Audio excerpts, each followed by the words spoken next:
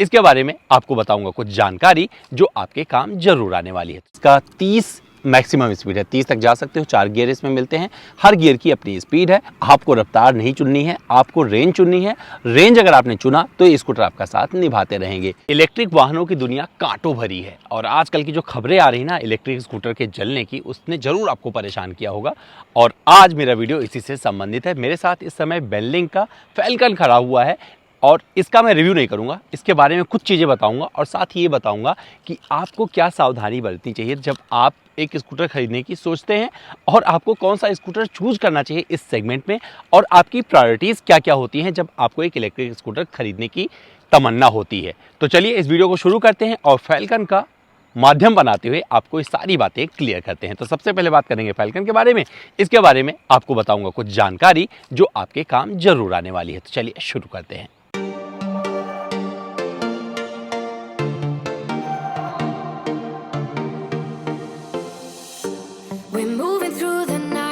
We're from a different star, flying over streets and the broken hearts. But they can't even touch us, we found a different beat. Paradise is waiting and we bought the leaves. Oh, getting caught in the mist, there's so many that never get out of. They're feeding the fears and the doubts. Ooh, but we go and we run to the end and we run without shame. बेनलिंग का ये falcon scooter आपको बहुत सारे features के साथ मिलता है। Already आपको दिख रहा होगा किस तरीके का आपको पूरा का पूरा सेटअप मिल जाता है। तो ये जो ट्रेडिशनल आपने स्कूटर देखे हुए हैं पेट्रोल वाले, उसका कुछ डिज़ाइन आपको इसमें मिलने वाला है और ये आपको डिसअपॉइंट नहीं करेगा। लेकिन जो चीज़ें इस पर दी गई है जिसके लिए मैं चर्चा करना मुनासिब समझता हूँ अपने इस वीडियो में, वो ये है इसका कम स्पीड वाला परफॉर्मेंस। और कम स्पीड के परफॉर्मेंस का मतलब ये हो गया कि आपके स्कूटर में आग लगने की घटना तो एकदम नहीं घटने वाली। यानी कि अगर आप स्कूटर को कम स्पीड पर चलाओगे, जैसे कि इसका 30 मैक्सिमम स्पीड है, 30 तक जा सकते हो। 4 गियर इसमें मिलते हैं, हर गियर की अपनी स्पीड है और ये स्कूटर किस काम आते हैं उसकी भी चर्चा करनी जरूरी है। आपको दिख ही रहा होगा क्या क्या यहाँ पर चीज़ें मिल जाती हैं। डिस्क भी मिलता है और जिस तरीके से इसमें आपको टायर प्रोफाइल मिल रहा है वो सपोर्ट करता है, मतलब छोटे छोटे पहिए हैं। लेकिन जब आप इस पर्पज़ के लिए इसे यूज़ करते हैं, कौन सा पर्पज़ वो भी मैं जिक्र करूंगा, तो ये स्कूटर आपको डिसअपॉइंट नहीं करेगा। तो 70-75 किलोमीटर की रेंज देता है क्योंकि जो इसकी स्पीड है कम है, यानी कि इसको बांध कर रखा गया है 30 किलोमीटर प्रति घंटे की रफ्तार तक। उस लिहाज से ये आपको बहुत ज़्यादा रेंज देती है, यानी कि 70 से 75 किलोमीटर तक की रेंज निकाल के दे देती है। और यहाँ पर चर्चा एक और ज़रूरी हो जाती है कि कीमत क्या है। तो जो इसकी कीमत है 70 से 80 हज़ार रुपये के बीच में है और ये जस्टिफाइड है क्यों है, अब उसी पर आ जाते हैं। तो जब आप किसी ऐसे स्कूटर को राइड कर रहे होते हैं जो इलेक्ट्रिक है, तो उसका सबसे पहले आपको बता दूं प्रायोरिटी ये होनी चाहिए कि आप ये स्कूटर लंबी दूरी की यात्रा के लिए नहीं खरीद रहे हैं। छोटे छोटे काम, यानी कि सब्जी लाना हुआ, बच्चों को ट्यूशन छोड़ना हुआ, या फिर आसपास के बैंक के काम निपटाने हुए जहां आपका मन नहीं कर रहा है गाड़ी निकालने का, तो वहां पर ये काम कर जाएंगे। लेकिन जब आप इससे बड़े काम करने की सोचोगे, नौकरी करने की सोचोगे कि आप 150-200 किलोमीटर पर डे चलाने वाले हो चार्ज कर करके, तो वहाँ पर दिक्कत आने वाली है। और आपको फटाक से किसी डेस्टिनेशन पर बहुत जल्दी पहुँचना है तो वहां पर आपको दिक्कत आने वाली है।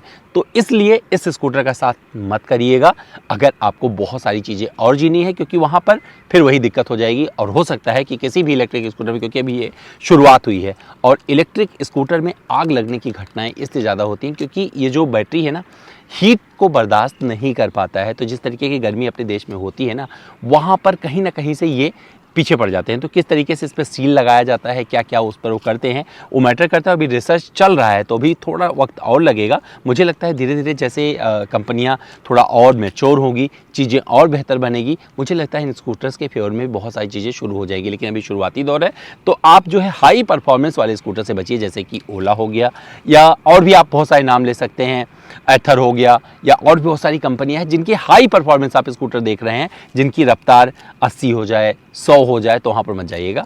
आपको रफ्तार नहीं चुननी है, आपको रेंज चुननी है। रेंज अगर आपने चुना तो ये स्कूटर आपका साथ निभाते रहेंगे। ओला के साथ भी अगर दिक्कत नहीं होती, क्योंकि ओला ने एकदम हाई कैपेसिटी का स्कूटर निकाल दिया, इसलिए वहाँ पर उनको दिक्कत आई और बहुत सारी घटनाएं आग लगने वाली हो रही हैं, जो कि आपके सामने न्यूज़ के माध्यम से आती रहती हैं।